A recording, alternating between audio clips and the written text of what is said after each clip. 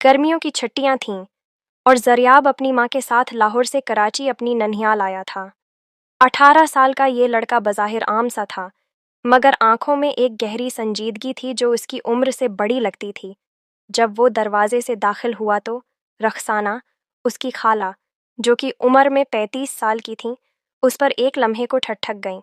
वो बच्चा जिसे उसने गोद में उठाया अब एक कदावर नौजवान बन चुका था। बालों की बेतरतीबी, मुस्कुराहट की शराफत और नज़रें नज़रें जैसे किसी दूर की थकन समेटे बैठी हों। रखसाना जिंदगी के एक अधूरे मोड़ पर खड़ी थीं। न शौहर, न औलाद, न ही कोई ख्वाब जिसे वो पकड़ सकें। बस एक चुप थी जो बरसों से उनके अंदर जम गई थी।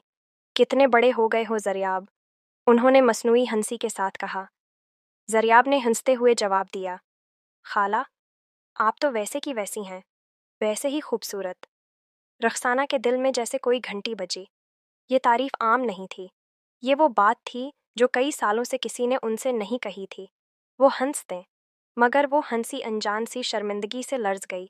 घर में सब लोग किसी रिश्तेदार के यहाँ गए थे। रखसाना और ज़रियाब अकेले थे।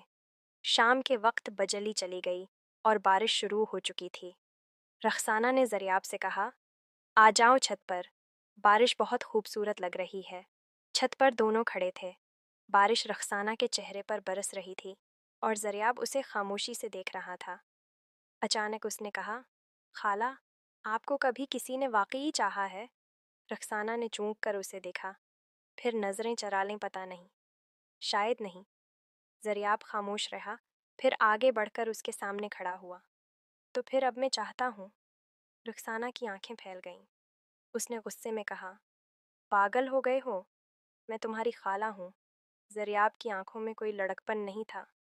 वो मर्दों जैसी गहरी नज़र से बोला, रिश्ता खून का हो या माशरत का, दिल तो नहीं मानता। मैं वो बच्चा नहीं हूँ जिसे आप गोद में लेती थीं। रखसाना खाला। रखसाना के लब साकत हो गए। अंदर से कोई दरवाज़ा धड़कने लगा। उसने खुद को बहुत रोका, मगर जज्बात की दीवारें लरजने लगीं। रखसाना बदलने लगी थी। वो अब खुद को संवारने लगी, हंसने लगी, किताबें पढ़ने लगी। उसके दिल में फिर से बहार उतरने लगी थी। आयक रात, जब सब सो चुके थे, रखसाना छत पर गई, जहाँ ज़रियाब आसमान तक रहा था। तुम्हारे अल्फाज ने मुझे जीने का ढंग सिखाया है ज़रियाब, वो बोले। ज़रियाब ने उसकी तरफ देखा। तो क्या आप मुझे बस बच्चा समझती थीं? रखसाना खामोश हो गई, फिर धीरे से बोली, शायद मैं भी तुम्हें वैसे ही चाहने लगी हूँ जैसे तुम मुझे। ज़रियाब ने एक कदम आगे बढ़ाया। तो फिर डर क्यों? रखसाना ने उसके चेहरे को हाथों से थामा। क्योंकि तुम जिंदगी हो और मैं वक्त, और वक्त हमेशा जिंदगी से आगे निकल जाता है। ज़रियाब ने उसके हाथ थामे। तो क्या हुआ अगर जिंदगी एक लम्हे के लिए ही वक्त को थाम ले? बारिश फिर से शुरू हो चुकी थी। छत पर खड़े दो वजूद खामोश थे, मगर उनकी खामोशी चीख रही थी, मोहब्बत की, ख्वाहिश की, और एक ऐसी चाहत की जो नामुमकिन होने के बावजूद दिल में जड़ पकड़ चुकी थी। ये मोहब्बत मुकम्मल नहीं हुई, मगर अधूरी भी नहीं रही। रखसाना ने फैसला किया कि वो अपने रिश्ते और समाज के दरमियान तवाज़ुन रखेगी और ज़रियाब को उसकी राह पर जाने देगी।